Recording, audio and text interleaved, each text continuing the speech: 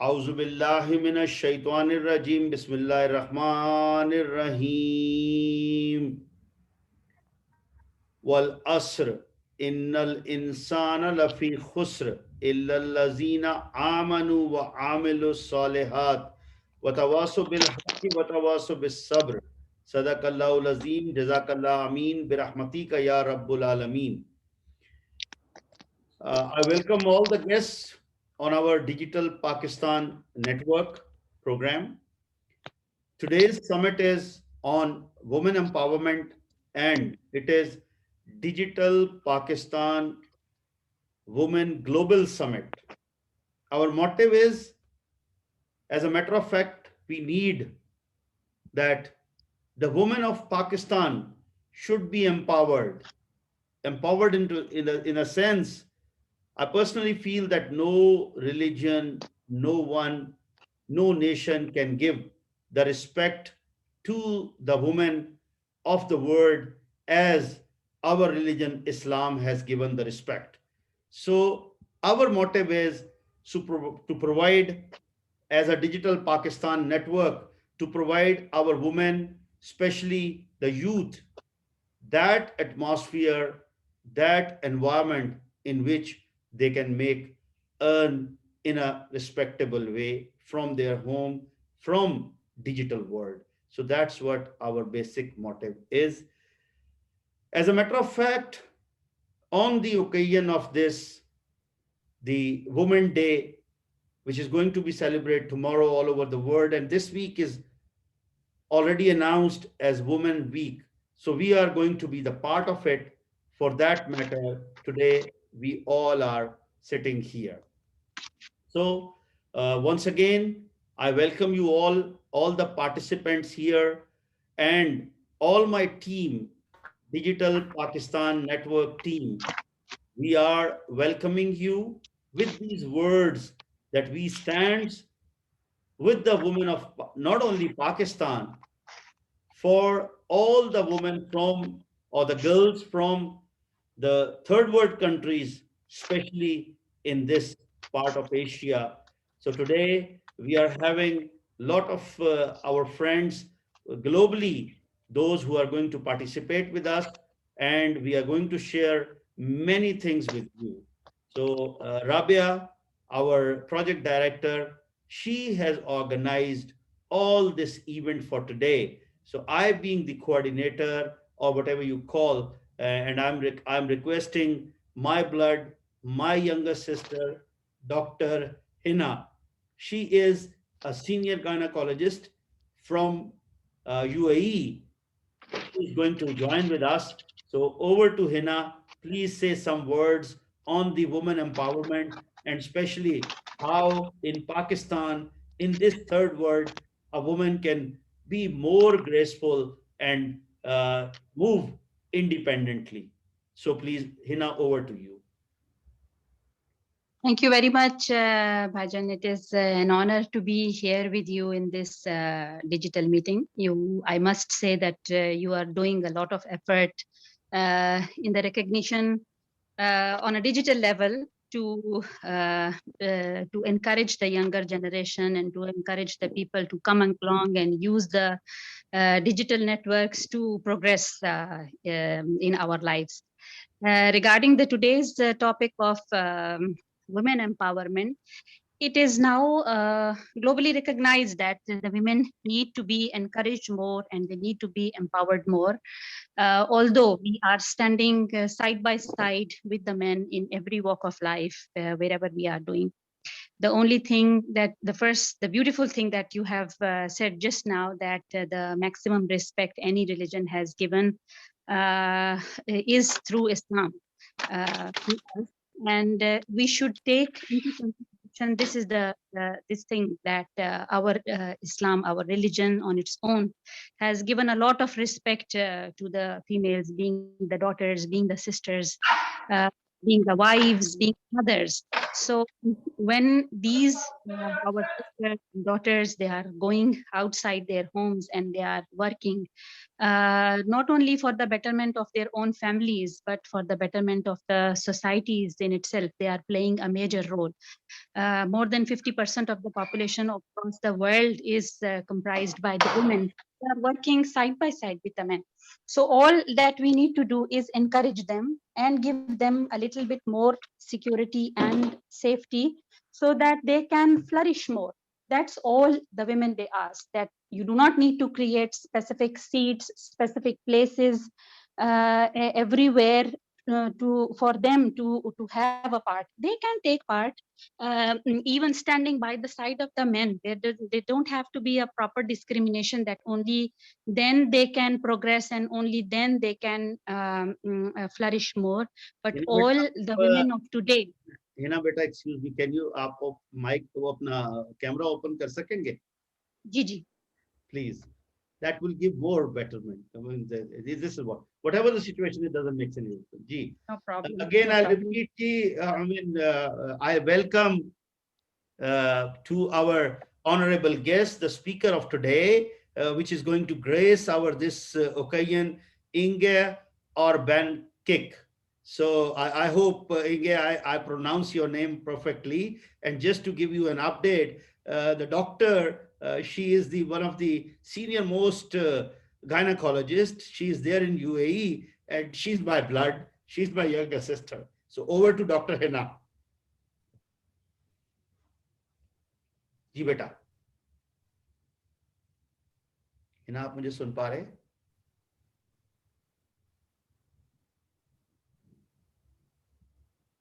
Rabia, is there any? My discussion that what I said is that the women of today, all they want is the foremost. That is we need to tell this thing, or we need to encourage this thing from from within our houses, that the women can work outside. They can stand by the men. They do not need specific seats, specific places everywhere else to be given a special place. They are the part of the society. They are actually comprising of more than half of the society. So if they can work equally in the homes with the men, they can work outside as well. All the women they need is a little bit more respect and encouragement and recognition in a way that they are working. Because what is happening is that most of the times it is considered that the males are the only one they are supposed to be working outside. So if they are working, they need to have more encouragement from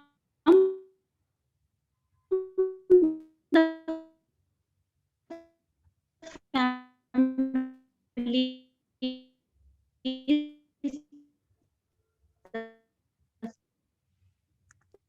are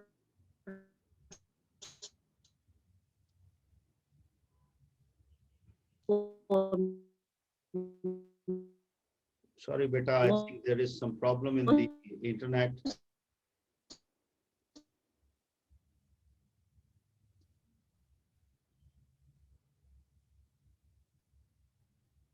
if the families are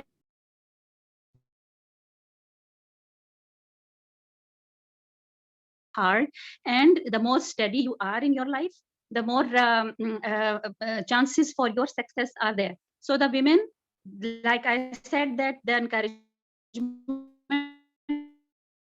should be there from the men's side for the women, but from the women's side, it is the steadiness in our part, that we need to just wait for the others to make room for us, to give us the opportunities, that only then we can flourish in our lives.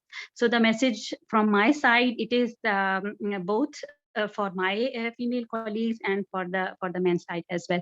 I have been working all my life. I think there was never a time in my life that I gave a break for more than 6 months.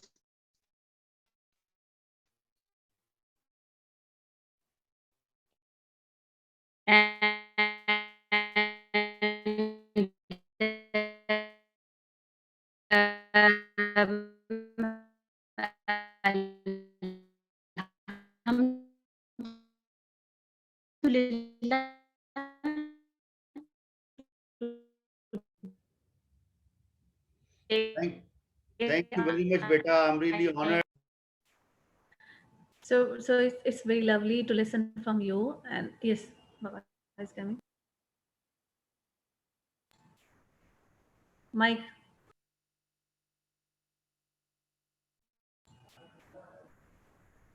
please open your mic, Baba. Yes, it is.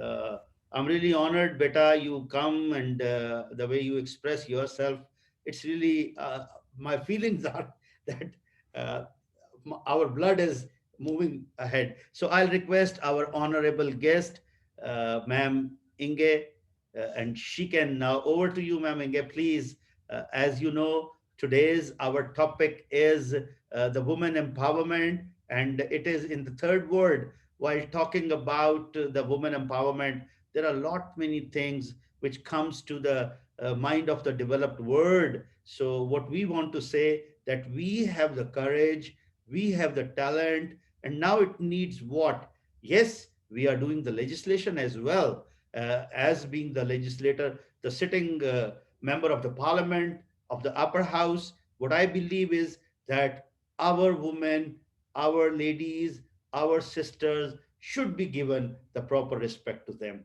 Now over to you, Ma'am Inge. Rabia सुन पा रहे हो? Sorry, थोड़ा सा internet issue है. And happy International Women's Day or the eve to all of us here. And as you mentioned, you know, we might be Western and Eastern and all of this with common goals and common challenges and common strengths. So I'm so happy to be here with you today. I actually have a bit of a PowerPoint. If I can share that, Rabia, is that okay if I turn my screen over? Yes, sure. Actually, and as today is a Women Day, we all women support each other, others before, and today is the day. So why not? So just give me a minute, and I ask, and let me see, and I'll do that.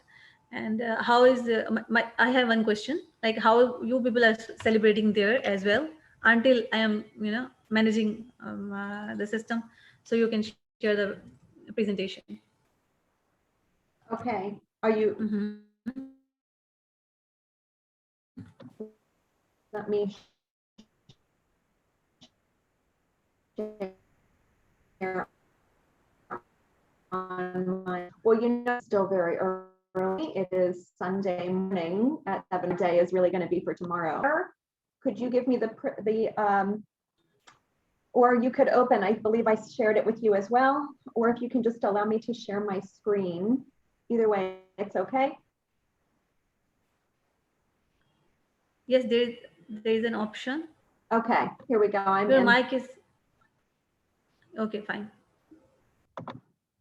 Inge, you can now. Yes, that is. We are on. Okay, great.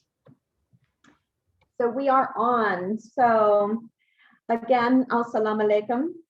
Good morning, good afternoon, and good evening to all of you who are here today around the world. With a special thanks to Rabia Nasir Mahmood, Digital Senator Mian Ateeq,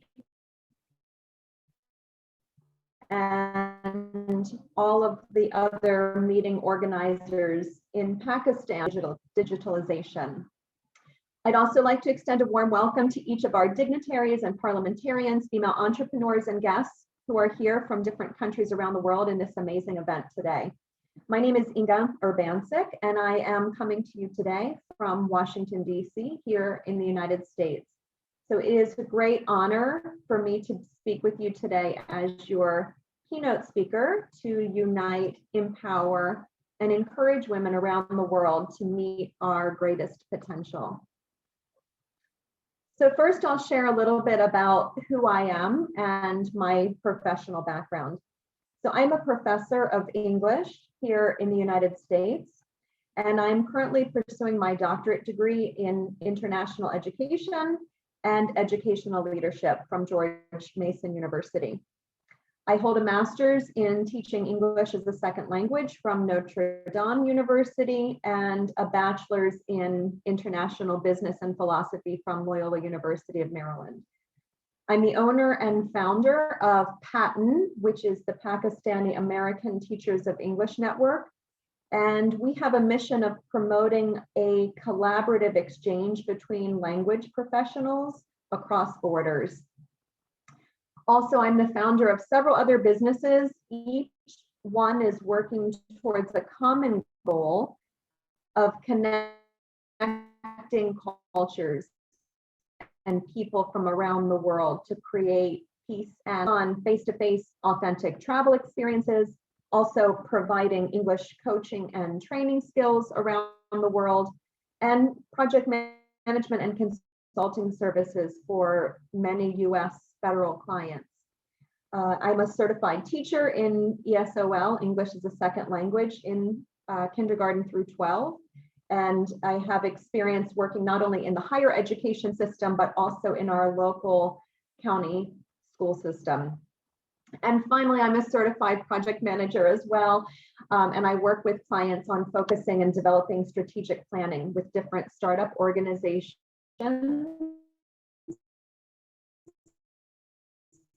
to support children, youth,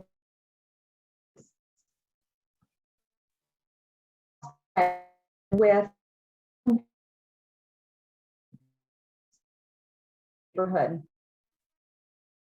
All of them have the same beliefs and culture as girls. Like so many others, low self-esteem, wasn't sure where she fit in growing up in such a culturally and linguistically diverse family.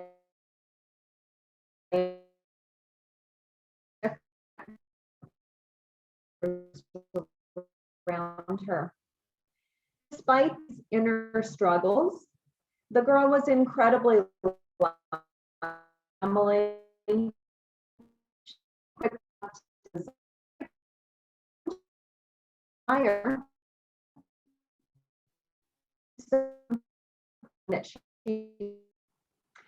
So this little girl, as expected, around the world with women, she got married. She had 2 beautiful children, and for 20 years, she lived a life that was desired by many people. She loved her family more than anything, and she sacrificed her own needs and dedicated herself as the primary role of caregiver to her children and her husband, as so many of us do around the world. To her surprise, her marriage fell apart, and she was left with a shattered life, with feelings of depression, loneliness, hopelessness, and anxiety. The work and passion that this girl had put into her family for 2 decades was gone, and she didn't know if she had the strength, now a single mother, to move forward. She lost herself, her focus, and her passion. Having lived most of her life devoted to her children, she now had to move forward on a different path. With education as a foundational aspect of her life in her early years, she recommitted herself to that path and once again awakened herself to find her life's purpose and to be a role model of strength for her children. She dusted herself off, finished her degrees, renewed her certifications, and jumped in headfirst as an example of resilience and perseverance to her children and other women and girls around us. She soon started her professorship along with several entrepreneurial ventures, a travel business, and her doctorate degree. In her life, she discovered a new sense of purpose and passion, and in addition to her children, expanded her reach to mentor women on a similar journey throughout the world to help these women and girls also rise to their greatest potential. As you may have realized, This girl is me, and this is my story. And you might wonder why I chose to share this piece of my life story today, which is a common question. In a world where we have instant gratification, beauty, and success posted all around social media, movies, TVs, social networks, oftentimes we compare our own darkest days publicly with someone's brightest. So as women, we often don't share these vulnerabilities and our struggles with the world. However, in my opinion, hiding these real moments and struggles that we all share, these moments of despair and grief and sadness and struggle, can create a false sense for our girls that life comes easy. So the fortune and misfortunes in my life have brought me to where I am today, with a very rare privilege and opportunity to teach, encourage, support, and mentor women and girls from various cultures and backgrounds from all around the world. I take the lessons that I learned to empower those who are struggling in similar ways, with a lack of focus or direction, low self-esteem, or without a purpose. Through my work as a university professor, time and again, I see so many students and women who are suffering with similar feelings of low self-esteem and low self-confidence. This insecurity can come sometimes when we're faced with a new environment, or even complacency and a lack of focus in our current world. So today I share my story with you so that girls and women will also see my personal struggle and my story to find my passion to bring me to where I am today, in the hope that this will inspire each of you to also continue along your journey, no matter what challenges life has put in your path or what still is to come. So as I worked to re-find myself and my passion, it was important to start with acknowledging my own role and my own identity in the world, to understand who I was.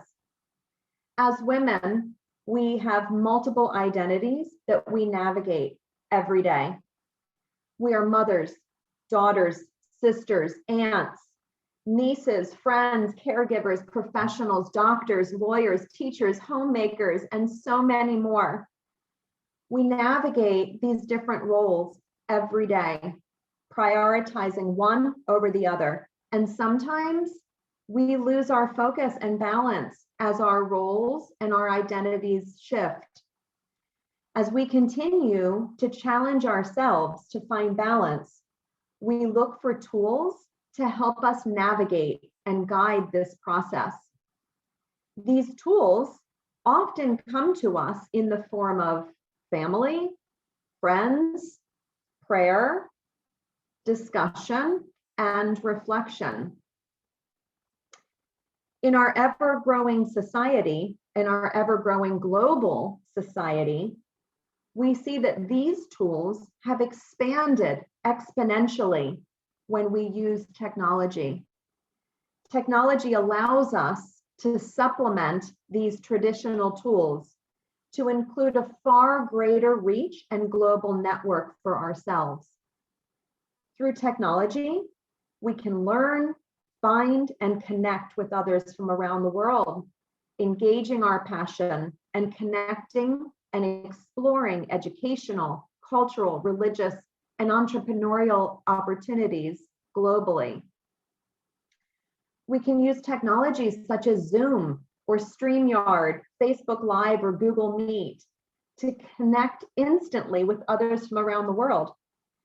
At this conference today, because of technology, our network is reaching over 5 continents and dozens of countries to connect and unite us under this common platform. Technology has helped us bridge this gap and spread our voices farther around the globe to form connections with those women and girls with whom previously we could not. It allows us to create lasting bonds, communicating with those who are different from us and from our own beliefs. Technology connects us and helps us to break the barriers that divide us, power and sisterhood of women around the world of all ages, races, beliefs, and cultures. The power of technology has broken those walls and allowed us to access each other, to support each other, and to create expansive networks. Because of technology and the digital opportunities that are becoming accessible around the world today, my global reach has been much greater than the face-to-face contact required during the days of my childhood. Here's an example of the outreach directly here from Washington that I make daily, and the outreach that I can support using technology. This is a similar path that you can take by embracing the digital age to connect with those outside of your immediate network and embrace collaboration and exchange amongst so much culture and diversity around the world. So on this path of our discovery as women, we also have a great challenge and responsibility to uphold. It is our responsibility as women in the world to discover our passion, to provide what we can, and to share this with the world. If any piece or link of a chain is missing, it does not hold together to unite. Instead, it breaks apart and divisions occur. As women, the world needs us. The world needs us not only as mothers and caregivers, but the world needs the feminine attributes that we share, the strength and the courage and desire that only women bear through the process of childbirth. The world needs us to show empathy, understanding, drive, compassion, and love to make our world a better place, with the added responsibility to help other women along their journey.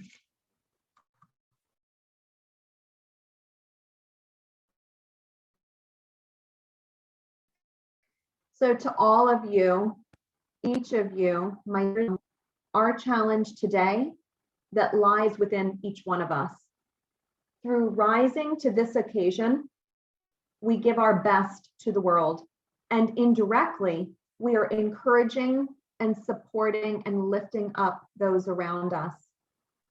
This becomes a form of positive leadership, and it's seen daily around the world in large and small ways.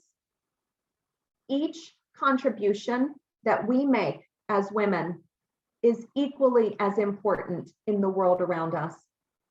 Each challenge that we face puts us on a step towards strengthening our bonds of sisterhood around the world to establish friendships, connections, challenges, encouragement, and support for each other. So today, on this International Women's Day, I leave you with some challenges for each one of us to consider. So today, our challenge is to overcome barriers with technology so that we can connect and unite throughout the world. Our challenge is to overcome issues that we face with low self-esteem. Our challenge is to overcome feelings of low self-worth. Our challenge is to take time for ourselves to understand and discover who we are. Our challenge is to be who we are and value who we are so that we can give and value others.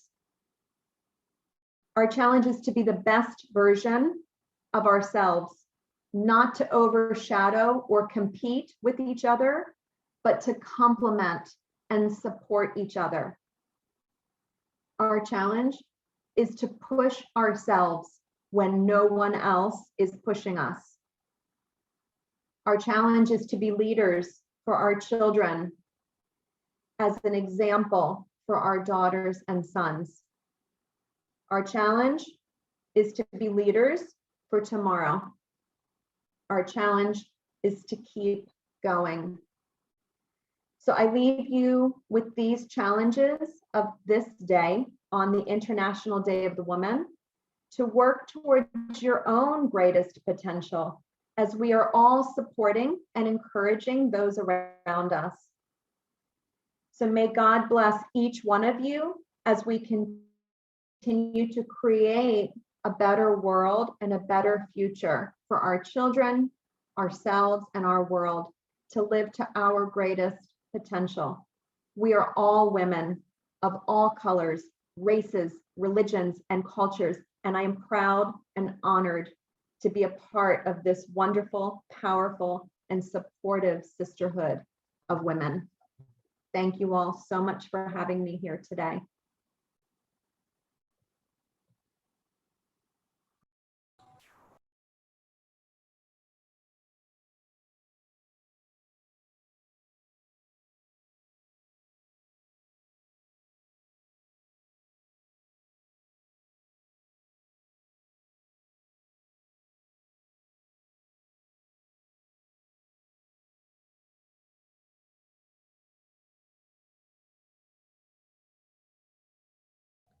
Please. We can't hear you.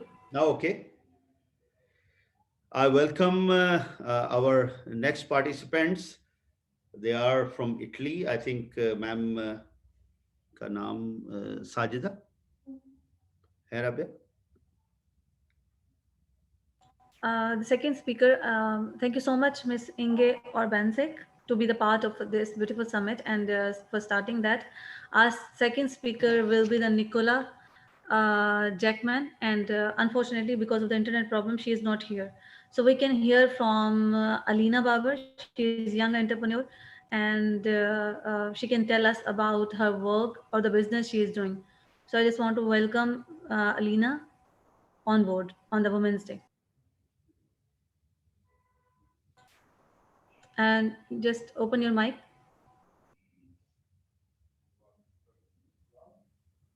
Hello everyone and assalamu alaikum. And I'm an artificial intelligence scientist and the entrepreneur right now. I just started my startup 2 years ago in 2019 about the artificial intelligence and robotics. And now we are actually also working on blockchain. So what I actually observe in this all my experience from past 5 years, that the women's are not that much appreciated, or you can say that not even some of them are not even taking the part in the technology sector, especially, which I actually encourage women for that, that they should actually participate in that. So it is a I have to mention this scenario here. That's because it's a Women's Day. So all of my achievement, everything, I just want my own mission is to just encourage the women's who actually are the part of so many other fields, but they actually hesitate to be a part of IT industry, especially because people discourage them or do this gender discrimination, especially in IT or tech, other tech fields. So my organization actually give many other of our women who actually in my industry, who actually have an equal opportunity to be the part of it and get training, and whether they actually participate in my organization or any other organization, they actually are mostly welcome to our organization to actually get trained for it. So that's my part. I'm trying my best to actually promote the women developers in my organization. So possibly the women that I just it was so weird situation right now that when we actually recruit in IT industry, the majority participants or the candidates are always a men, but women are totally invisible in that. But good thing is in past few years, some women are actually participating in it and actually taking it as an opportunity to be a developer. But situation is they actually can't continue, especially in these developing countries. So I will actually say that maybe someday they will actually part in this. Alina, thank you very much. You are really very right that I personally feel the reason for this is that our women and especially the youth, the youngsters, they are not feeling secured while coming on this field. But after having this legislation on our this digital world, and especially what recently the Prime Minister said that they want to give an atmosphere to all the women who are coming on this digital world, on the digital activities. They are being protected at all level. Or and Yes, while talking about the cybercrime act, we have been already changed it, and there are a lot of amendments which are going to be now placed, and they are inshallah become the part of the legislation. And inshallah, inshallah. afterward, no one can feel like this. And in the last, I must say that unfortunately, very sorry to say, we couldn't move in this last 3 decades as our neighboring countries, while talking about even Sri Lanka and even Bangladesh, no matter about the India, that they have gone far away from us in this field of IT just because of this, that their youth are fully involved in it, and especially the girls, the ladies, they are giving a lot of participation in that. So thank you very much for highlighting this Thank thing. you. Rabia, now over to the next speaker, please.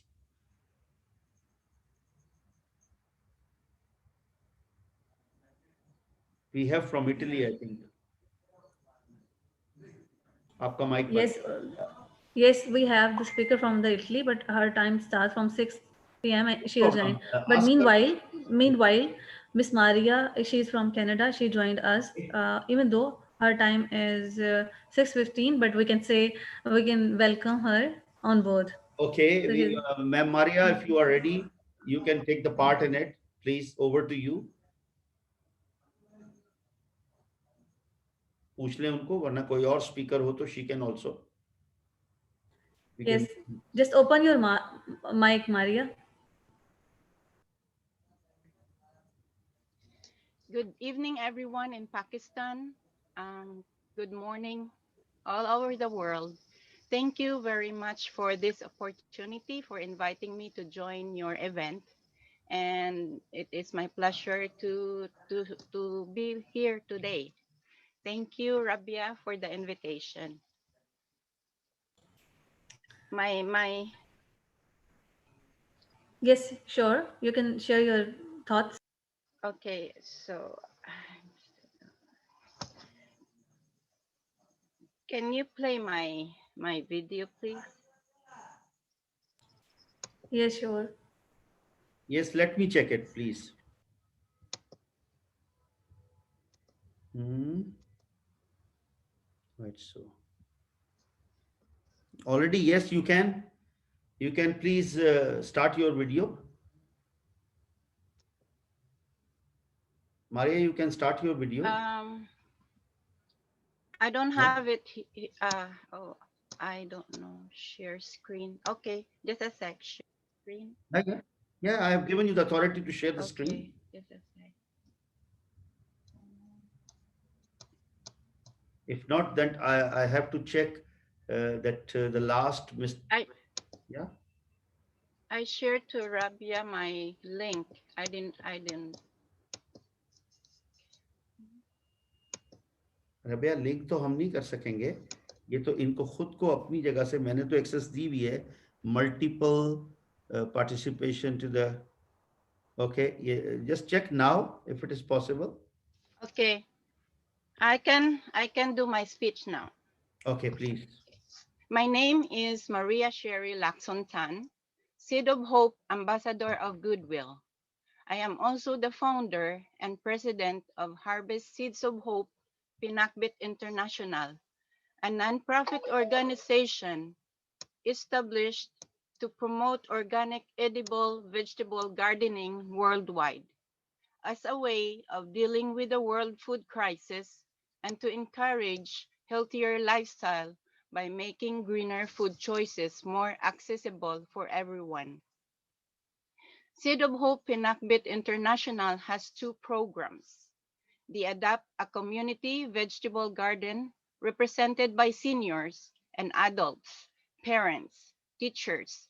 There are my ambassador, ranges from age 24 to 59 years old, and seniors 60 to 85 years of age. Its beneficiary are community gardens and home for the aged or elderly who need access to organic vegetable gardening. Harvest Seeds of Hope represented by aged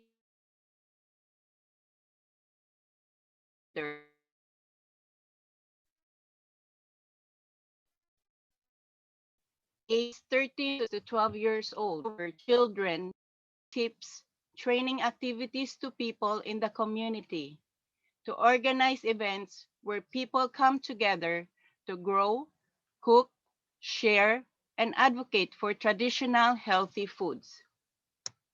As Seeds of Hope Ambassador of Goodwill, I must spread the seeds to grow pinakbet vegetables in the community and school garden where our ambassadors live, as that is how we create a ripple effect of making a difference and grow our community advocacy.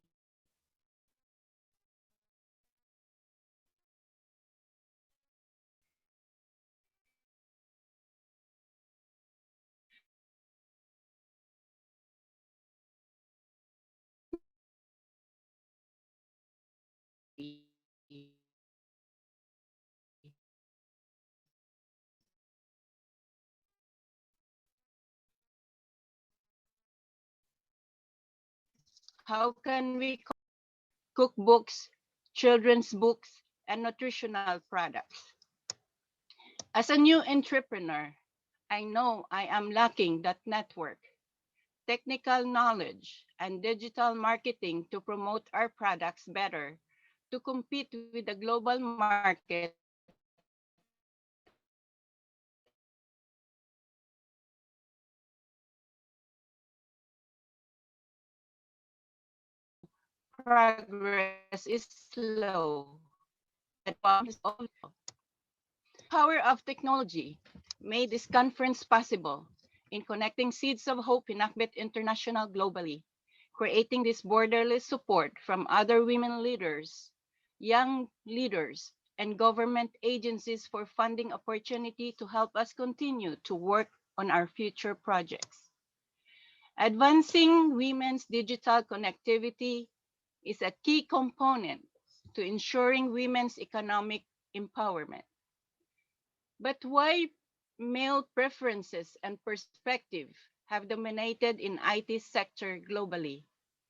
Despite national conversations about gender diversity in technology, women are still underrepresented, underpaid, and often discriminated against the technological industry. Numbers show. According to Forbes, 13% of the global Fortune 500 were women. And that is not just the CISO, Chief Information Security Officer, CIOs, and senior executives such as a vice president in technology arena. Women holding that position still in a very small percentage, only 65 companies out of 500. While it might seem that women and technology are slowly coming into parity with men, the numbers are not progressing enough, not steady, and a decline is a trend.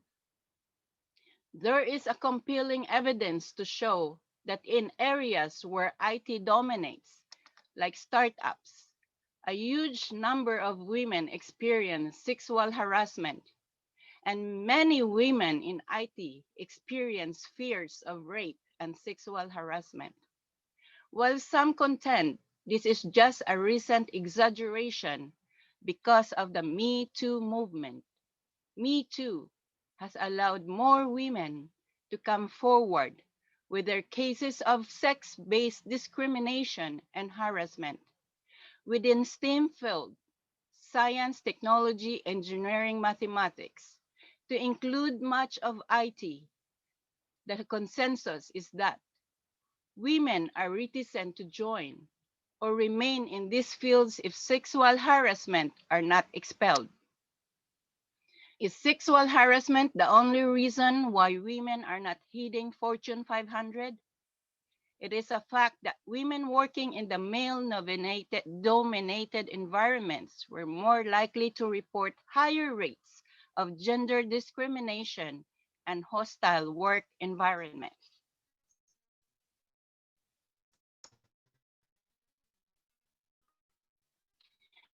We all know that women comes to mathematical or logical skills. Still, some of the best IT platforms widely used today are coming from India, where the awareness of the rights of women and girls are expanding with local and social and legal structures as much as within the field in IT. Women who have been making major contributions to IT or information technology for decades. They are Jean Samet, who in 1960s developed Formac, Formula Manipulation Compiler, an early computer algebra system based on Fortran, which became the first widely used computer language for symbolic manipulation of mathematical formulas. And from ARPA, the Network Information Center, was devised by Elizabeth Feindler, who would later go on to devise the DNS, Domain Network System, which we are using today. Women are creating smartphones, websites, software, and a variety of programming languages, and are still representing a far small percentage of those working in IT than their male counterparts. Given that we know there is no lady brain, what could be driving this disparity? Mr. John Patterson, Canadian psychology professor of the University of Toronto, explanation why our women are underrepresented in certain fields and not others. There are recent studies which gives weight to some of Peterson's theories in the conundrum women face in wanting to have a career and family. For instance, the changing career trajectories of new parents in STEM examines why women have been underrepresented in the male-dominated STEM field, with specific attention to their augmented underrepresentation as they move into senior position. This show how parenthood may contribute to the gender gap because of the gender-related cultural expectation and workplace barriers. Thus, we need to change the policy, framing childbearing responsibilities instead as solely a woman's problem. It should be both. Both parents must take the responsibility in taking care of their child. In Canada, they implemented the maternity leave and paternity leave, thus giving both parents the chance to take care of their child.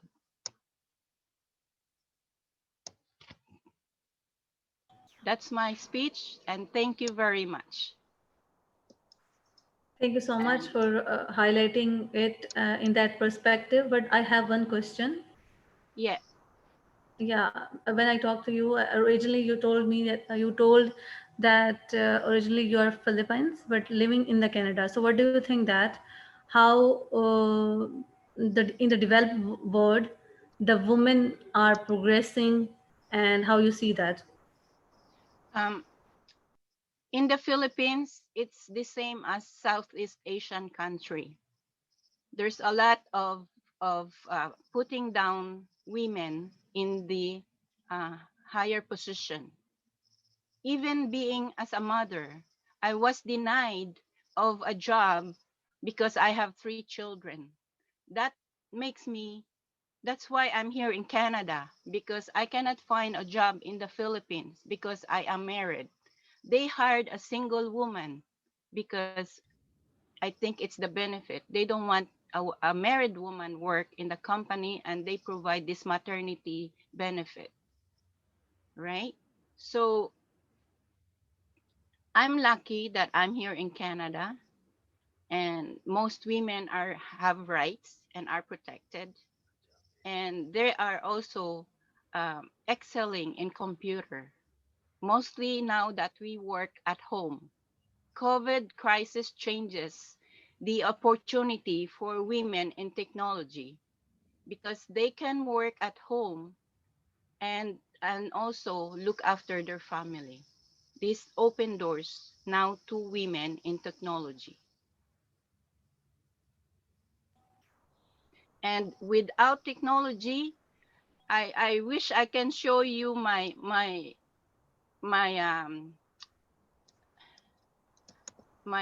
YouTube, but because that's how I can show what I did in 3 years. Without YouTube or websites, I can't do anything, or even internet. I cannot reach out to all of you. I feel like I'm in Pakistan, even though I'm in Canada, because I can talk to you. Yes, it is. My YouTube, it's in.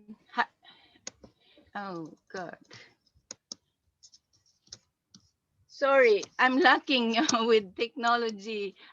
I'm not a technology expert. That's why I'm very happy to be here to learn from all of you. Rabia, I had my YouTube channel in your messenger. Would you be able to share it to anyone in the conference who can help me, Okay, we will. please? Okay, Thank We will. you. just Could I Yeah, chime in okay. yeah. real quick? And do you mind if I just say one thing real Please, quick, please, Maria? That Maria, was, over to you. thank you. While you're working on the YouTube video, Maria, you brought up a really interesting point that I have noticed in my work around the world as well. And that is for an employer to ask you your status. So for example, for an employer to ask if you're married or if you're a mother, I've noticed the difference in different countries around the world. And I can tell you that here in the United States, that's actually illegal. Yeah. So an employer is not allowed to ask you your marital status, your age. The employer is not allowed to see your photograph on the resume. The employer is not allowed to ask if you have children or what your your caretaker status is, in order to make sure that everyone has an equal choice now, an equal chance to get a job. While our system is not perfect, I have noticed that is a big difference. Even when I'm looking to work in places in the Emirates or Saudi Arabia, and they're looking, first of all, for my picture on my resume. And then many times I have to put down my status and even my age, right? And it automatically could make me, more eligible for the position or less just because of that. So anyway, I just wanted to make that comment because you mentioned in the Philippines that is a barrier. Yes, you are very right. Yes, you are very right, perfectly. I also share. In Pakistan also, there is no need to. And while talking about this thing that this human rights for women, the women rights, after the legislation for it, the acts of in our act of parliament, it is given the right to the woman that whenever she feel that there is any sort of assaultment or mental torture or anything she feel at the workplace, she can complain, and there are a lot of things which she can move on, and there is no compromise on that. Secondly, while talking about this digital world, as we already talked, after this, the present government, whatever the legislation they have made and the amendments in the new setup in the last 2 years, after that, I personally feel our woman is totally safe in the environment where they can move on. Now we have Ma'am Nicola as well with us, and Habiba want to say something. Yeah, welcome, welcome, welcome. Habiba, just over to you in 2 to 3 minutes. Please move on. And I have my honorable member, Ma'am Aruj as well, and we'll give her the chance. Thank you very much, ma'am. We are really honored. So, Habiba, over to you, please. In another 2 to 3 minutes, if you want to say something, please move on. Assalamu alaikum. Hello everyone. My name is Habiba Javed. First of all, I want to say thank you so much, Ms. Rabia Nasir Mahmood, Engar Banses, and Sir Miate, to inviting me and give a chance to speak. And my name is Habiba Javed. I'm a software developer. When I was in class 6, at the age of at the age of 12, I started programming, and I have done HTML, CSS, JavaScript, React Native, Docker, Kubernetes. These are all programming languages. And after that, when I finished all these programming languages, I started at the age of 13. I started to learn blockchain. At that time, I was too young to for all of these technologies, and you know that blockchain is the latest technology at that time, and it was very difficult to learn and to understand what the blockchain is and how it works, all of that. And at the age of 14, I started to prepare for the exam, and alhamdulillah, at the age of 14, I got the international certification of blockchain certified business foundation, and now I'm also a blockchain certified business foundation developer. And I'm also a current student of 5G, and I have done my metric, and right now I am 16 years old, and this is a little introduction. And I would love to say that in Pakistan, we have so many opportunities to learn and to earn. At COVID-19 lockdown, I think about that. When I was sitting in, I was just sitting and then thinking that every business is collapsed. So every woman and every man had 90% thinks that there is no chance to overcome all these opportunities. But I think that if you have skills, and if you have literacy, and if you have if you know the technology, then you can earn something, and you can earn and you can build your strength. Whenever you have skill, whenever you have time, you should try to do something that is beneficial for other folks. So I make a list that what I learned throughout my past years, and then I make that I make a programming list. And at that time, I was thinking what subject I can deliver properly. And alhamdulillah, I earned a lot of money, not too much, but I earned a little bit, like it's enough for me and for my expensive. So I started that, and I deliver my skills as a teaching. At the like, I only wanted to say that when you know that what the digitalization is, what the technology is, then you can earn, because first of all you have to be someone, then you will do. So that's why the reason behind this about all my success and all my journey, as I want to give a credit to my parent, because he told me once a day that in future it's a technology that will give a chance to every person who is only not too literate, but if he or she have skills of technology, he or she can earn from home. And at that time, I was like, yeah, I think he is right. My father tells me, Mr. Javed Iqbal. And I was things like that. Yeah, he is right.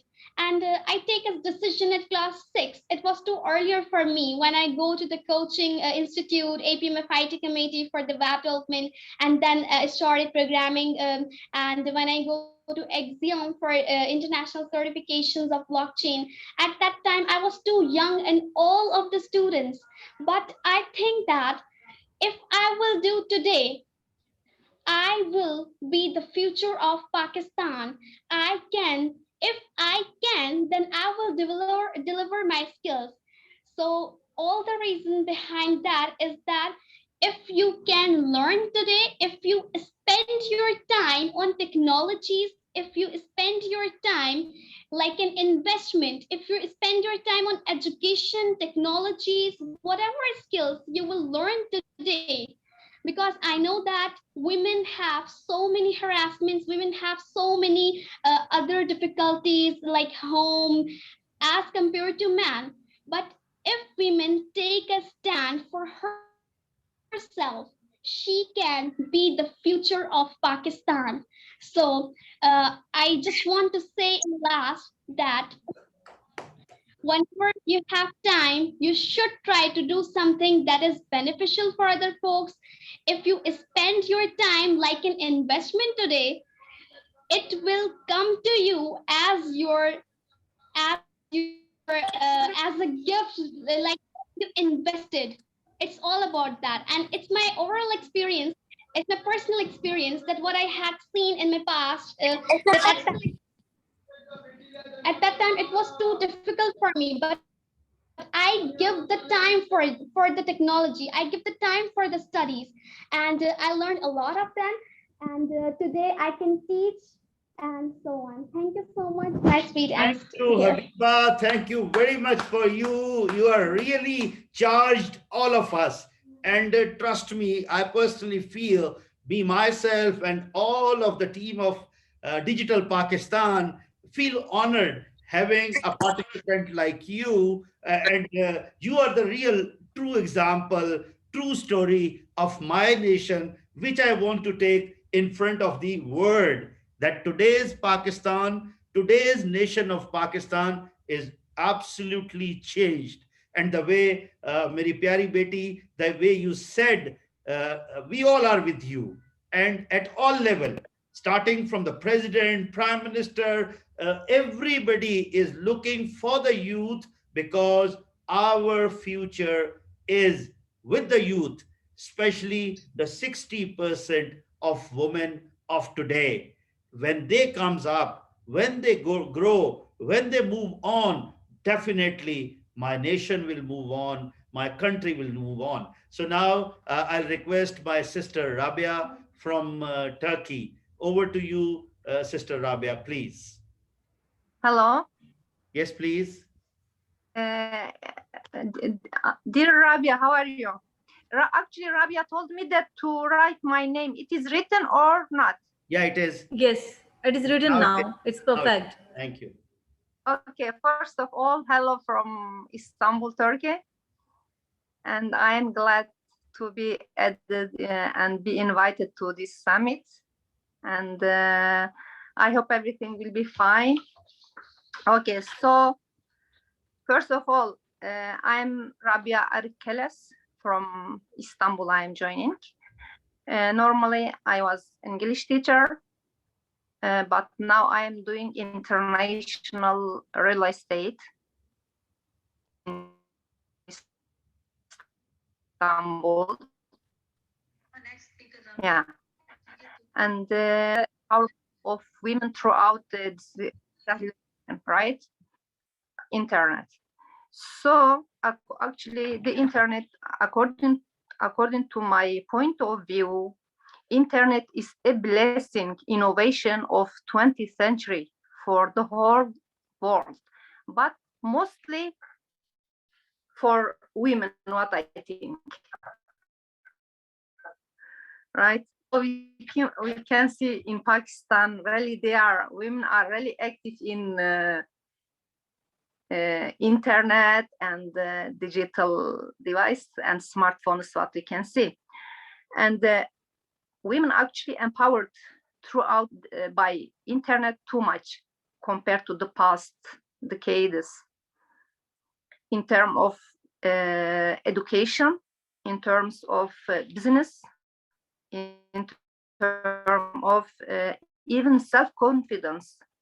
Really, internet has a good impact on women's life, as we can see now in all over the world, not only, I mean, in our country or your country. So, but the thing to get a good benefit of internet, of course, there are, I mean, advantage as well as disadvantage. But according to my idea, advantages are more than the other. For example, nowadays, do you want me to talk about my country or in general, actually?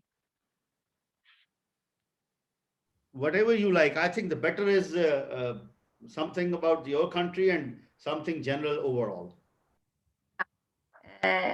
Because we are middle, I think also we are middle people. For example, we started like education, that time we didn't have internet. Yeah. But now we. But Rabia, sister, as we talk about Istanbul and Turkey and Pakistan are the sister concerned countries. They are like together, and most of the cities we have, and the culture and everything is like. So over to you, whatever you want to speak, please. Exactly. We are, as you said, brother countries, or something like that. Yes. Actually, internet empowered women, as I said, in many ways, in terms of politics, economic, labor, and many things. And in Turkey now, around 35% of women are now, I mean, involved in economic. Before that, it was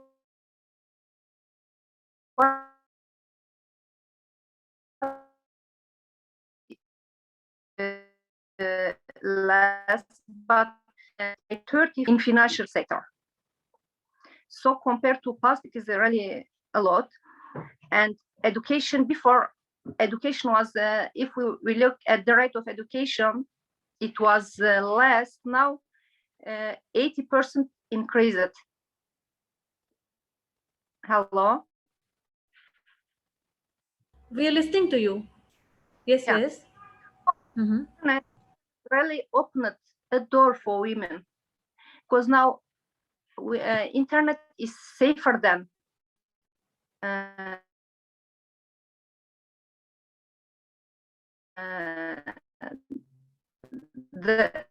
mean, safer. A lot of business women who are making a lot of money by internet online. So it is a really good advantage for women. And another thing, for example, of course, I think your country also, our country also, every time in labor, in politics, in business, in education, the women were backwarded. If we look at like before like 20, 40 years. But now we are going, I mean, men and female are almost going to be equal in business. I mean, in business, in education especially. And women is very important to be educated and be involved in business, in any matter, because women is the one who is actually okay, it is even at backward, but she is the one who is leading the nation, because she is educating her kids. Her kids, she is the one who is educating, I mean, the society. So women is very important. And actually, this is maybe like special one. I mean, Muslim country, unfortunately, the men especially want, can you say like that? Maybe they be any, but it is reality that they want women to be at the back all the time, right? And I think in Pakistan, it is, I am not very familiar, but I think they are also like that. But Yes, we are. when do, yeah, if the women is not educated, not, I mean, good in her business, or in, let's say she's not good in her education, then how she is going to educate the kids? Yes, very true. Yeah. So we have to actually, if we want a country to be enlightened, we have to emphasize on our daughters and girls to be educated from young age, because they are the one who are educated and shaping man. They are shaping the kids and via internet we can do many things. And now it is really, as I said, the internet is a blessing. I mean, everyone, if they want, they can be educated by internet as well. For example, now we have online education. Even you are in your country, you can study abroad.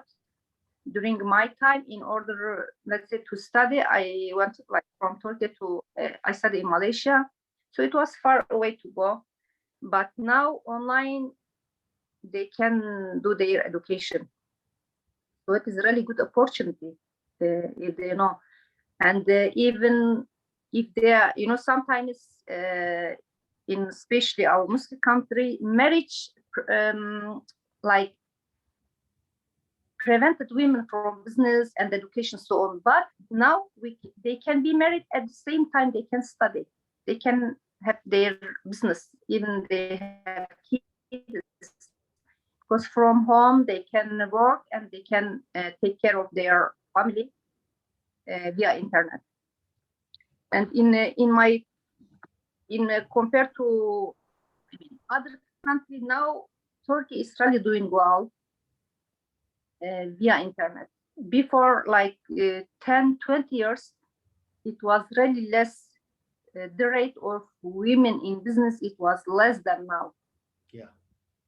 But now in any field, you can see women are in politics, in economic, education, in all fields you can see women are, working. And what else do you want me to? I'm really honored, and I'll just add few words. As you said, yes, as Allah said in Quran as well, that if you want to give a good nation, so definitely you need a good mother, and a good mother can give a good nation. So that's what it is. So as you said, yes, we are really honored to be that we need all over the world the good mother, the good sister, the environment in which a girl, a lady can be protected and move on. Now we are over to Ms. Bini. She is the one who is the banker here from Islamabad. Binish, over to you, beta, just for 2 to 3 minutes only. Just share with us your feelings. Then I'll go to Ma'am Nicola. Sorry. अभी आप घबराइएगा नहीं, आपको हमने last में लेना है, आपसे मैंने आज कंक्लूड कराना है, प्लीज जी बेटा Anjali. Thank you for inviting me. Okay, first of all, I'm here to discuss work experience in Pakistan. Firstly, it is really difficult to find a job in Pakistan, but when you find, a woman has to really face some difficulties, and it is true that they are harassed by some people in an organization, but after that harassment, they are told that they should keep quiet, that what so-called society will say. Okay, I would, as I have short time, I would discuss here my experience, which recently happened. That I was, I got a job from I was referred for a job to that person who did some kind of fraud in my organization. And being a woman, I was told that you came from that person's reference, but as I wasn't from that person, I was indirectly referred to that person. So I was asked to give a statement on that fraud that that person has done. But I would say that I was told for that, like, I haven't worked with that person who did such a fraud, but they called me and took a statement from me so that they can clean their side. So I would say that women are really an easy target in such organizations. And I would, after that experience, I would say that working from home is a good option for, especially for women. And you don't have to face such what I would say, that such powered people, such dirty people. So working from home is in this era of time, I think it's best for women. Thank you very much, Beta. But I must add that, as you said, that there is no doubt there are fears, there are Yes, yes. disadvantages on the on job, there's no match with the digital activities and digital job. But I must say, what I say to all the women, and especially the girls who are doing the job, that they should not have any fear, because when once they come up, they stand, there will be lot many people who can take a stand for them, and especially the law which is available all over the world, and especially in Pakistan as well. Once a woman stand to just for her right, she will get. So that's what my message is. Now Sir, my I have to humble, quote something. yes please, yes please. Sir, I have to quote something. Ji Yes. Alina, Sir, ji Alina. actually, the situation is all the personal information is another thing when interviewers actually call you. The main thing is your one box, the gender box, which you actually said you are the female. It's enough to someone to underestimate you, your skill set. Like I have experience about one of my senior just actually insulted me in front of 10 peoples who can't even know the skill set which I have.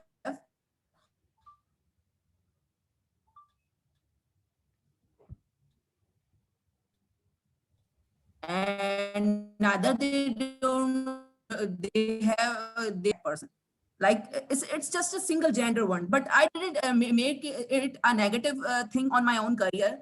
I said, just if you are not giving me you are giving me a just a human role in your organization, that just see that we are giving a woman a quota and she's there, and see we are actually hiring them, that's enough. So I don't want that's enough thing, that Alina, I don't beta, want a quota cut thing. I want a skill set. I have a merit. I want a position which I have to be on my merit. So the thing is, I think women should actually claim of their positions in the market. Otherwise, they will actually never actually get the things. Alina, you are very right. Actually, it depend upon the project to project, company to company, organization to organization, and the person to person as well, whether it is male or female. And Exactly. especially, I tell you, don't feel that you are alone, you are gender, you are in the gender. Exactly. I feel that you are not at all in discrimination, or you are not having the rights which is lesser than anybody. That's what I feel. Once, if you feel like this, that you want to move forward, you are capable enough to get your rights, then you can. Now I move over to Ma'am Nicola. Please, are you there? That they will actually do what they are doing. Yes, it They is. will keep doing that thing. That's it. Yeah. Can you open your mic, Nicola? I hope she's not. How about Ma'am Sajida? Sajida, are you ready?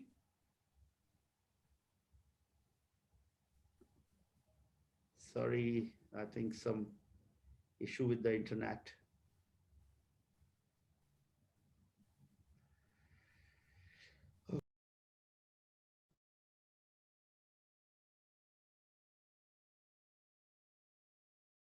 Africa that are holding digital flag are very much in the front lines of the same kind of battles, the same kind of challenges that I think everyone is facing in a world that is still trying to honor the equal place that women and men can have alongside each other and with each other.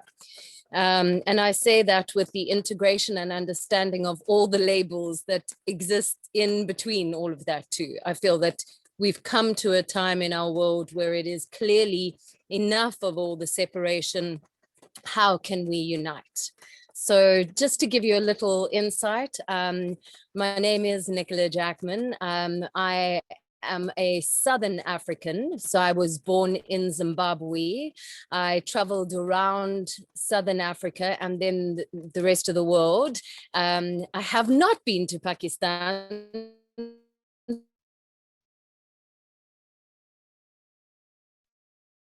So be sure that I've now earmarked you all and I joy. And I feel that it's such a gift to be able to bring some of the tools that I've been gathering over the last 17 years in the field of joy into a conversation where perhaps we can get very involved in our heads.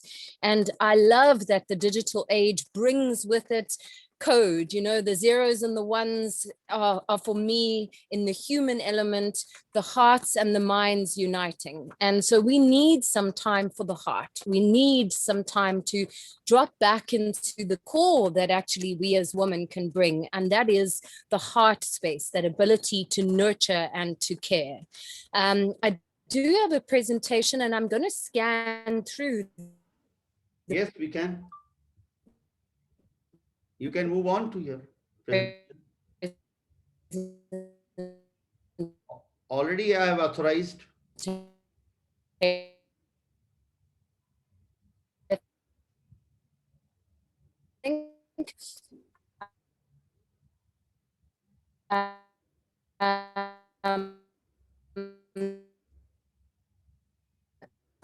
I'm just going to and yeah, let's leave it at form and structure, and to also bring the elements that women bring, which is nurture and care and a fierceness. I mean, if we look at nature herself, sometimes she needs to get fierce and get her point across so that everybody can realign. so I really would like to say that as I go into this, I'm going to give you some power tools, but I believe that this is the only way that we can actually restore ease, is for us to actually start looking at what we need to do internally, personally, individually, to take care of our headspace. That mindfulness practice comes from actually more heart space, more emotional intelligence, being compassionate, offering these tools that our mothers and our mothers' mothers kept ingraining into us as women. Care first, be kind first, and then everything else will unfold for you. So I'm going to invite everybody to just take a pause, because I know our heads are all engaged, and I just invite everybody to just connect for a moment to your breath.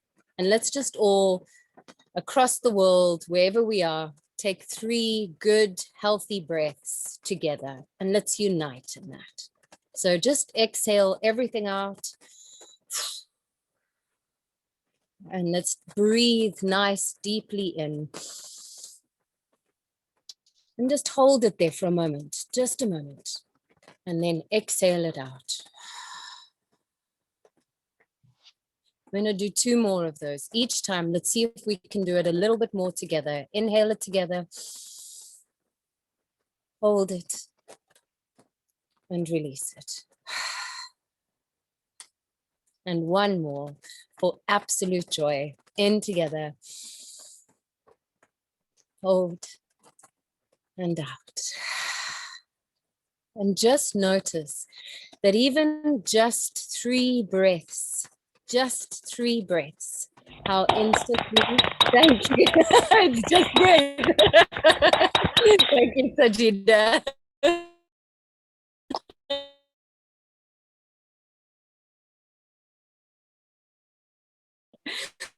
3 would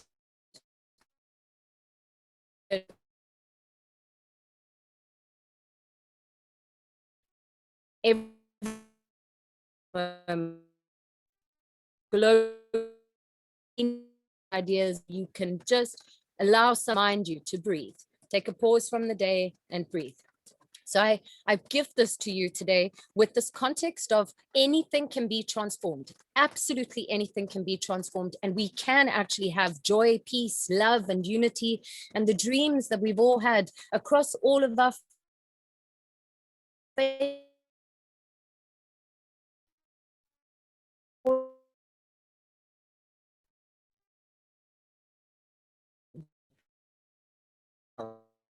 For us actually uniting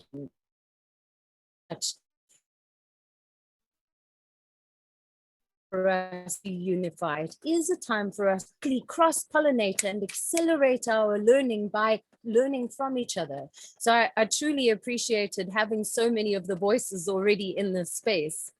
So let's take a little moment, and I'd like to give to you all a tool. So if you have a little piece of paper somewhere, even if it's just a scrap piece of paper, I invite you to just take that piece of paper and write down on that piece of paper one particular thing in your life that you have really been wanting to transform. I think for many women, it might be what you say to yourself when you look in the mirror. That might be a good starting point, because many women that I know, it's not necessarily kind. Or perhaps it's the way that you are interacting with somebody in your company, but just one thing that you wish you could actually do in a different way. And so just one word of that, and put it on a little piece of paper. And just to note that there is anything in our lives, this tool absolutely works. We've been playing with this tool for a good 10 years, and we've trained up hundreds of volunteers and different catalysts. And they all say it's crazy how well this works. So wonderful. Thank you. Feel free, if you're bold, to share it. You're welcome to share it. I wrote strength because when I got sick, I lose that strength I have. So Okay. I want to own it back again. Okay, beautiful. So then my offering to you is that on that paper, when you're thinking strength, it's that I've been telling myself I've lost my strength. So the words you've been using is I've lost my strength. That would be something to let go of, right? Right. Okay, beautiful. So if you can continue to be my example, that would be really wonderful. So everybody, if you want to hold your piece of paper up, you're welcome, and we can sort of show that to each other, but you also can keep it private because I know that this is a live transmission. So it's more important that you have that piece of paper in hand. And now consider that if you have looked at something that you wish to transform, that is 90% of the work. Ladies and gentlemen, if you can see that you're doing something that is a behavior that is not serving you, that is not serving others, that is definitely not serving the world, that is something you want to let go of. So now, once you have this in hand, and please note, I did not say look at it and judge it, okay? Because the moment you start judging it, you're going to have to write down on another piece of paper judgment, because judgment is now in the way of you letting go of this. Okay, so without judgment, you've just now consider, have you ever tried to let this go before? Perhaps as an example, have you ever tried to let go of the fact that you've said, I don't have my strength anymore? Okay, so maybe it's just been some, so you're muted. You're welcome to unmute yourself if you want. The strength is still there, but Yes. the sickness, take it away. Got The you. reason why, because I'm also a victim of bullying and harassment in the workplace, and I have to. Okay, so then if I can invite you, because we have the time that we have, so consider that even in that strength, there is the mentality that I was a victim. Now, ladies, please, I say this, I do not by any means take anything away from some of the experiences that we have had. I am just inviting us that if we continue to let the past be the thing that controls our future, we will not see a different future. we will just keep repeating the same thing. Yes, sorry, I see that there is a hand up. With the presentation, I can't see your names. So Rabia, perhaps you can help me. The lovely lady with the glasses. This is Sajida. If I can speak, am I allowed? Did you please? Yes. Yeah. Well, you see, when you said that you have to write one thing that you really want to transform, and I wrote the word compassion. So for me, it is something that I have been trained to. My upbringing from my father and mother, from my own family, from the education that I received. So, by the way, I'm also from the continent of Africa. I'm from East Africa, Tanzania, and I'm here in Pakistan, married to a Pakistani for the past 40 years. And I think I'm the eldest here, if I can excuse Senator Ateeq. Maybe he might be a little younger. So I have been practicing compassion because I've seen my parents do that. From a very huge social welfare program of our Sunni Muslim Jamaat in Tanzania, Dar es Salaam. So I have had no hesitation in doing it. Sister Sajda, I have a request. Let's Nicola conclude quickly because we have a short of time also. Then I'll give you complete time to speak onward from this words. Okay? All right.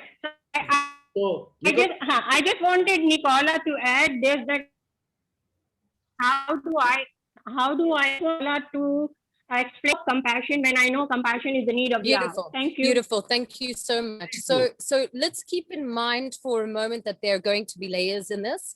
And I would like you to consider that all we're going to do is an exercise on this. And I would like to say that releasing compassion is perhaps not the exercise here, but rather the things that are in the way of me using my discernment for when it's appropriate to use my compassion and when it's appropriate to make a stand and say enough.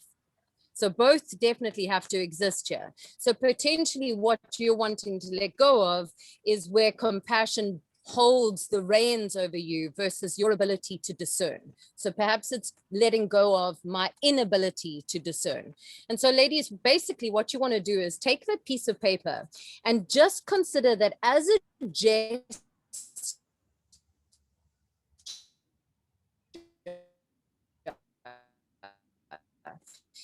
you're now wanting to take this piece of, literally just practice how simple it is to just let go, like literally holding it and just letting it go. And notice that there is immediately the mind wants to make a story of it, but actually letting go is simple. The work is catching yourself doing it and then choosing as quickly as you can.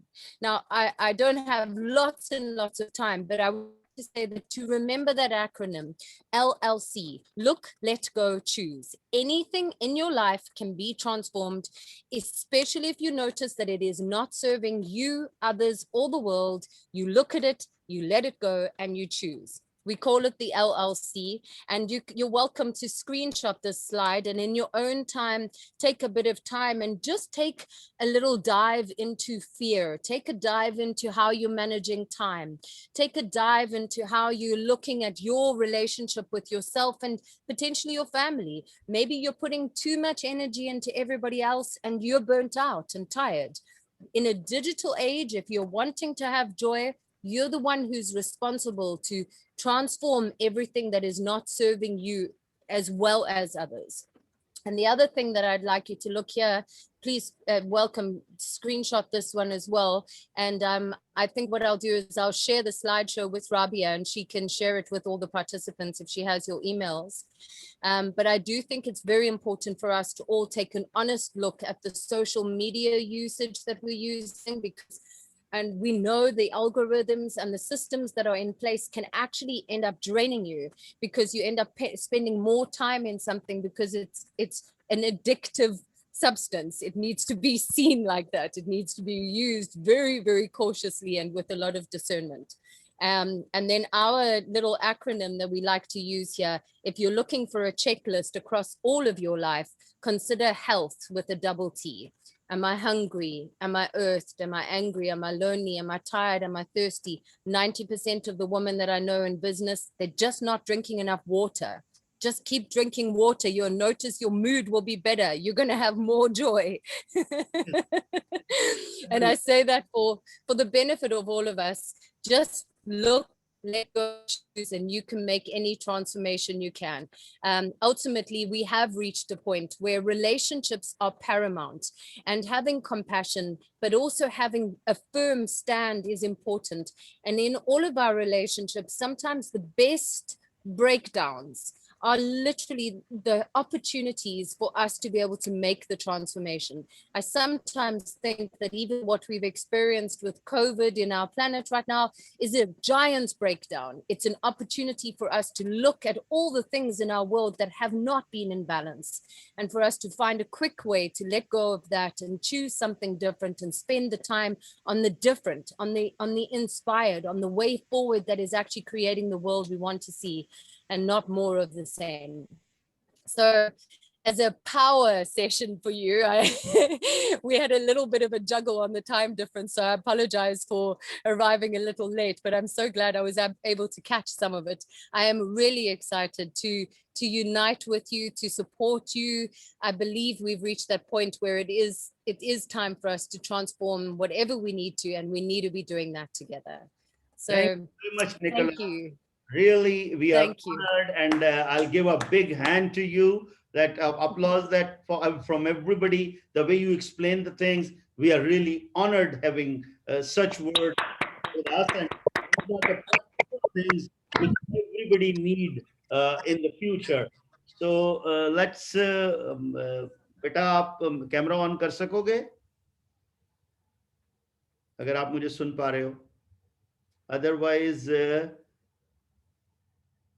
Hello Pinky आप सुन रहे हो चले next so let's move on to who we have now with the let's ji Sajda sister over to you आप please अपना वहां से continue कीजिए the way you explain the things and you have 5 minutes to move on. Okay, 5 minutes is a great time. But actually, I wasn't really prepared for this, but I just got the tag from Inge, and I'm really thankful to Inge that I got this opportunity because it's really the need of the hour. And here I'm in Hyderabad. I just reached here just in time to open up the Zoom.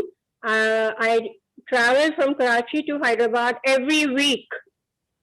And so I agree with Senator Mian Ateeq that in Pakistan, we are really very fortunate. Women should not be in fear at all. And I tell my dear little children here, Dinesh, and I think there was another, Alina, who were sharing their fears. I would agree with Inge and I would agree with Nicola that we need to stand up. We need to let go of our fears. We need to let go of something that is coming in our way of reaching out where we are needed, like as mothers, in our different identities, as mothers, as sisters, as wives, as anything in any profession. And in Pakistan, we have seen that we have pilots,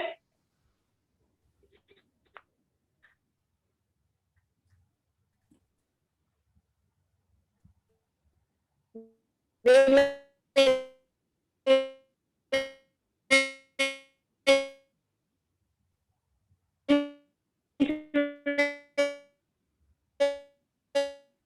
in Air Force, women entering in air to be here in Pakistan. And thanks to my husband, whom I married, of course, out of love.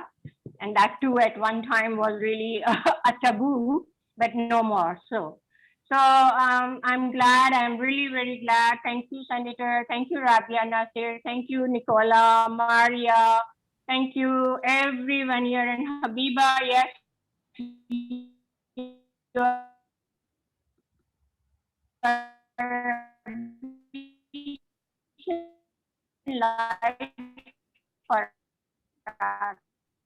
Thank you, Sister Sajida. You can see divide. We need more opportunity for that. Thank you so much. Sister Sajda. Really, you share your experience with us, and that is, yes, it's some courage we need from the inner side. Once you move on with that courage, Allah Kareem, Allah will help us and there would be lot many people who can stand with us. So now I'll just again ask Pinky beta, मुझे सुन रहे हो आप mic on करोगे? Otherwise we have Kuratulan, आप मुझे सुन रही हैं?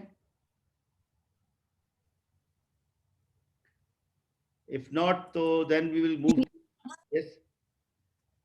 Anybody? Otherwise, I'll move to Aruj.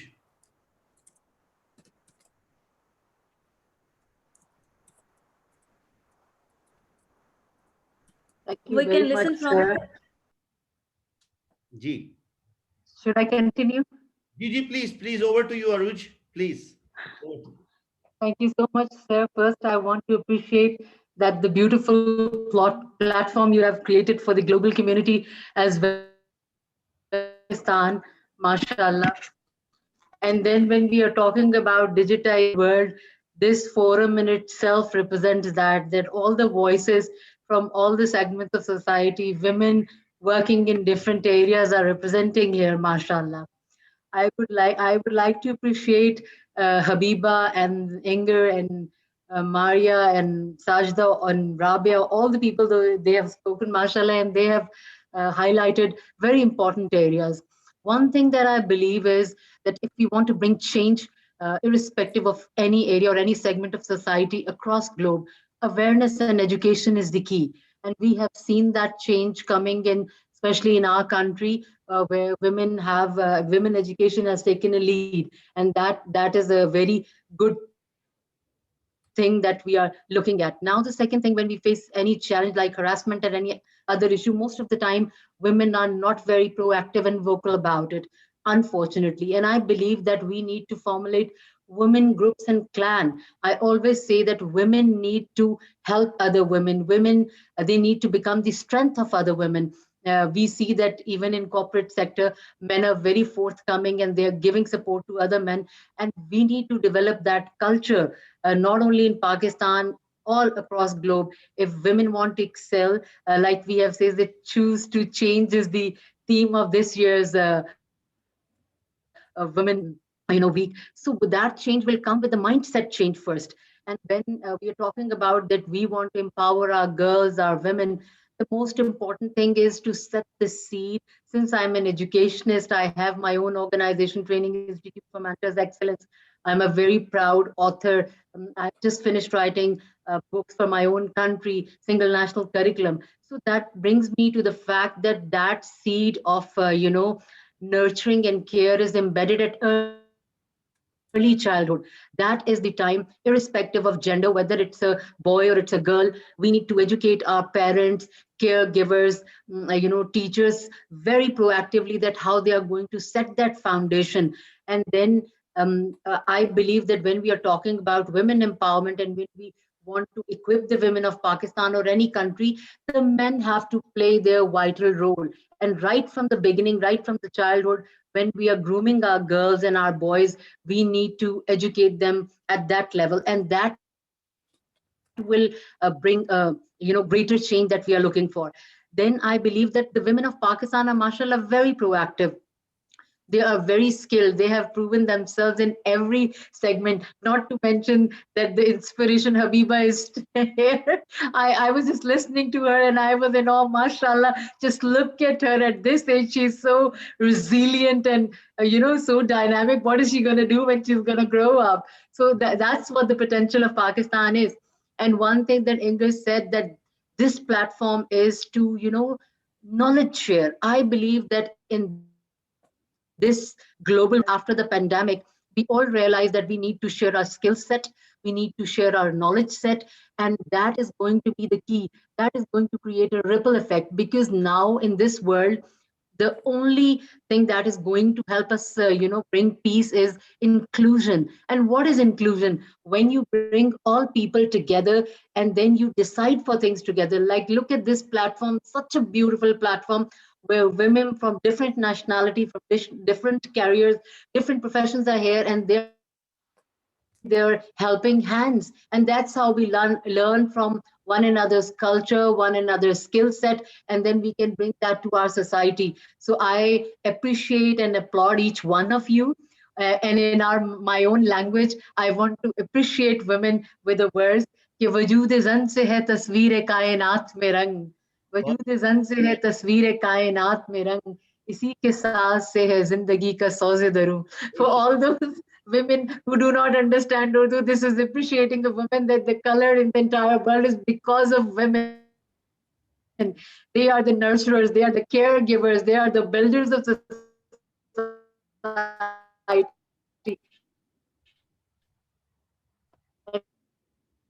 And if you want to, empower any society, holistic product that we are looking for. And my motto in life is that यही एक जनू यही एक ख्वाब मेरा है, यही एक जनू यही एक ख्वाब मेरा है, वहां चराग जला दूं जहां अंधेरा है. So each one of us,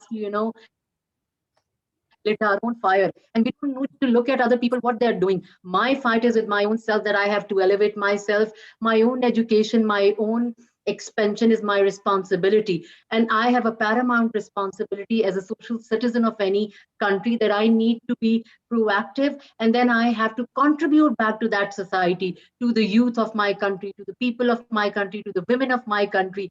And I mean, like, so many skilled and dynamic women are here. They are giving me so much energy and enthusiasm that together we'll be able to achieve, inshallah, a lot more. Thank you so much, Senator Ateeq, for the opportunity. I'm honored. Thank you so much, Rabia, for hosting it, and to all the wonderful participants who have shared such valuable information. I'm humbled. Thank you so much.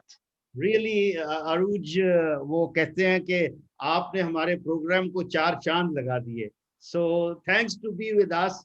Really, me myself, my all, we honored with your such a lovely words and inspiral word and inspiration for all my youngies, especially those. Again, I'm worried about what? I am worried about my nation. 61% of my nation, in which they are the youth, and among those that youth, 50% is they are sitting idle at the home. So we should work together for them. That's what I say. We need a real time digital Pakistan. So thank you very much. Now, once again, let me check. Pinky Beta, are you there? आप मुझे सुन पा रहे हो?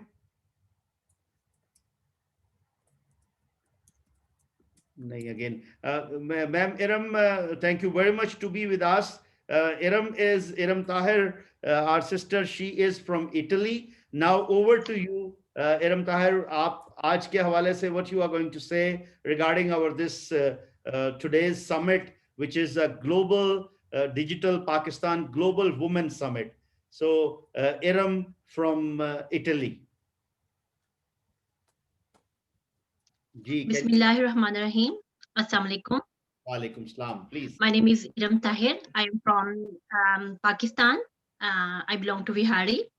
I came to Italy in 2008 after marrying. After marriage, then I shifted over here. Italy, is a European country, and each European country has its own language. I did my master's in English literature, and I was expecting that I will go there, I will speak English. It will not nothing problem for me for communication. But when I came over here, I realized that it's quite my hallucination, because no one it's rare to speak English over here, and the first and the second, we can say, language is always Italian.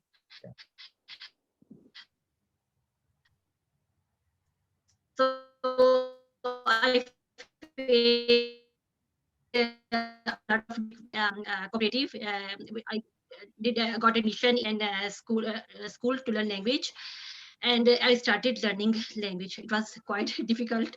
Anyway, I go on learning, and meanwhile I was blessed with a baby boy.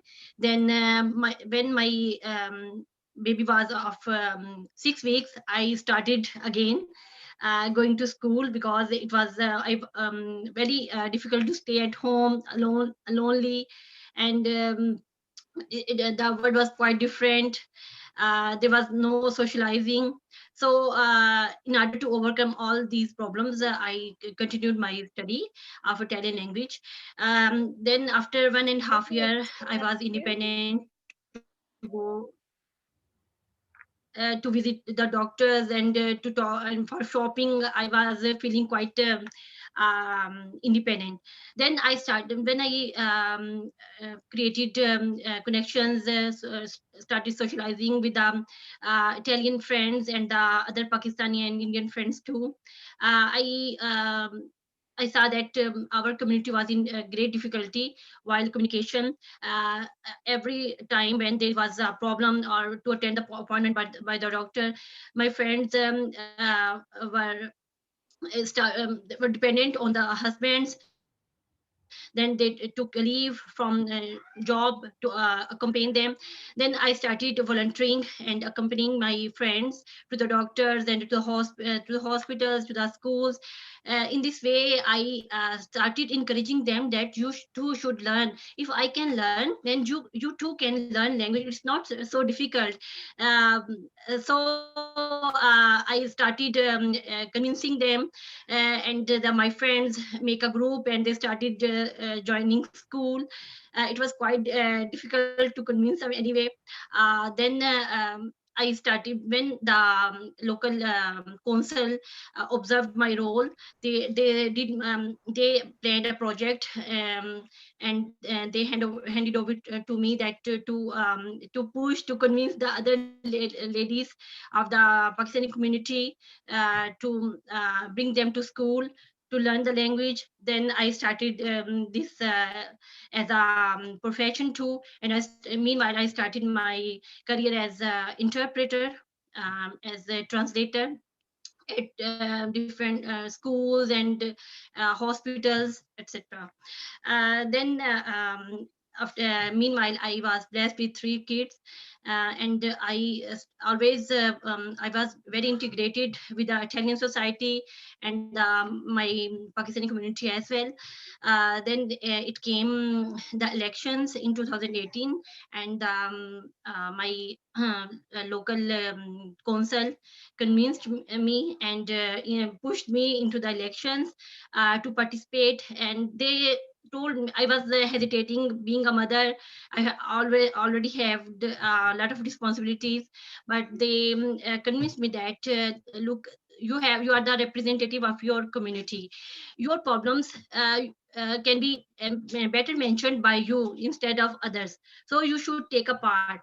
Anyway, I took a part and I became the first lady councillor of my city, and it was also elected as first Pakistani female lady councillor in Italy.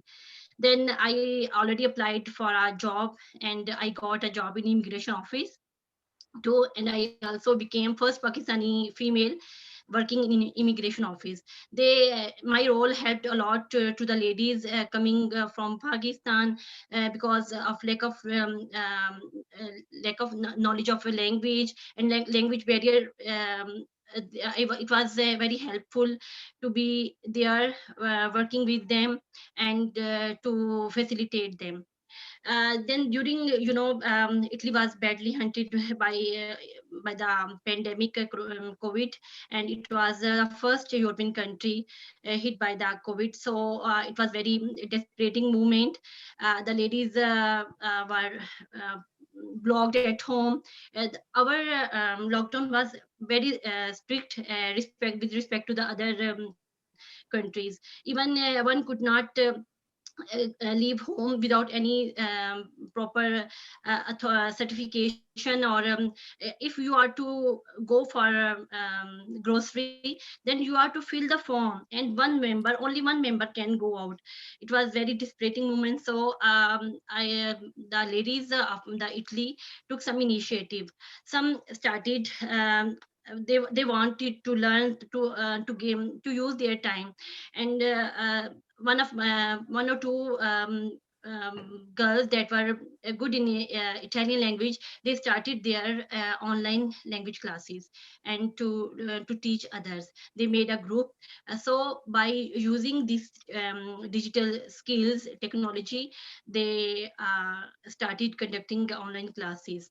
And the other hand, others that already have knowledge of Italian language, they wanted to learn something, license, driving license is of utmost importance here in Europe.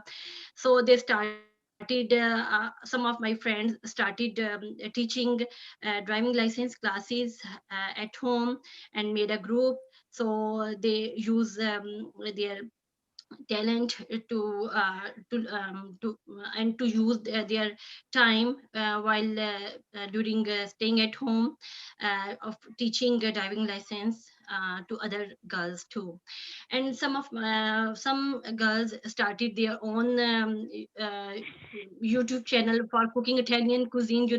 Italian cuisines are cooking is famous all over the world. So they started this way. They started their own YouTube channels, and there were a lot of subscribers. In this way, they starting to use their time instead of desperation or tensions or anxiety. They created their own way by using these digital skills. Now everyone has realized the importance of this new word, and I think it's of utmost importance that one should learn these skills in order to be independent, in order to be well use of time and utilize their skills. Thank you very much, madam. Really, we honored while you share your experiences, your story, and today now I have our MNA Rukhsana Naveed. She is one of the very dedicated political worker, a woman rights activist. She always work not outside the parliament, but within the parliament as well. Now, ma'am MNA, over to you. Please, now, today's topic, as you know, now we request you to please take the floor and talk something about yourself and as well as your experiences. So now, our MNA, Rukhsana Naveed. Yes, ma'am, over to you. Thank you, Mr. Senator. Actually, I haven't heard all the speakers. So the woman, she was speaking about her experiences was good. Ma'am, just a small brief. Lot to learn from them. Just a small brief about today's all this activity. As this activity is from the Digital Pakistan the Global Women Summit. As a matter of fact, tomorrow is the Women International Day. So we are going to, and then how we can empower our women more and more, and how we do the things in which our younger generation can come up in the digital world, and through digitalization we can. Yes, true. But you see, we are progressing towards a better Pakistan. So our women are quite taking initiatives also, but have to improve the things speedily. So our government is doing quite a lot about how to empower women. They can join us from their houses. We can pick their product and we can join the things and open the markets for them all over the world, so they can their family can be in a better condition to cope with these circumstances. Like we have seen in COVID, that a lot of people, their daughters, their sisters, they started using their phones. Yes. Am I on? Yeah, you are on. All is okay. Please move on, please.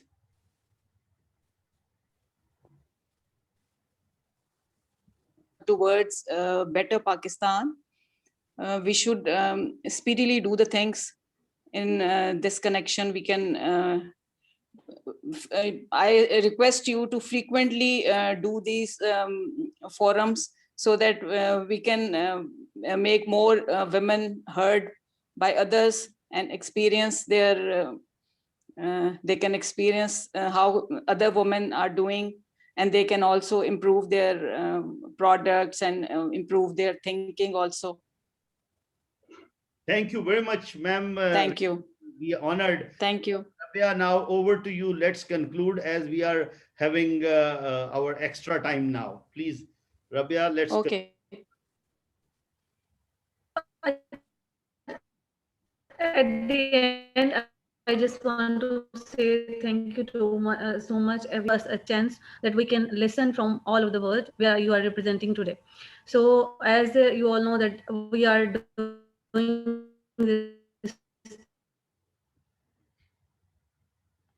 these kind of activities from the last year from July. We have done activities is like we have such a beautiful platform of technology where we can not don't spend our money on tickets and on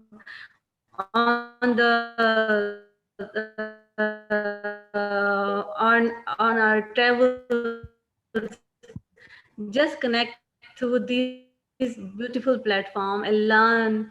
And what I feel when I connecting to every lady and talking to them about their experience, who are opening doors towards our country. Otherwise, I think that if this opportunity that I got today in this era and to connect with Inge or Bansik and Ma'am Roxana Naveed and Maria, I talked to every lady and the other, I think, who joined who are participating today, especially Habiba. You make us like proud the way you are doing. Continue that. Inshallah, you will be the dynamic star or the shining star of Pakistan to show it to the whole world. So I'm really thankful that you came today and share your journey and the things that you are doing, and also like about women empowerment as well, about my thinking and my message, like what I really feel like in whatever time or whatever age, when you decide about yourself, something in your head like this can you achieve or this can be your target, you should just like take a step and start your journey on it. And God is so kind, he can bless us so many ways. So just decide what is your vision and what you want in life and go on that track. This is my last message on this beautiful Women Day, and thank you so much. And thank you so much, our founder and the senator. He's just like a spiritual father and a guide and a coach of me who is guiding on my this beautiful journey. So he's also the founding director of Digital Pakistan, and I'm so proud of you to be the part of that. Okay, thank you.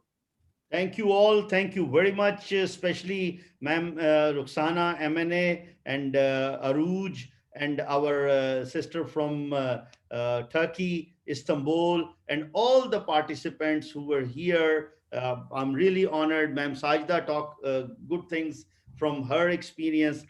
In the last, I'll say Pakistan Zindabad, Pakistan Paindabad. Paindabad.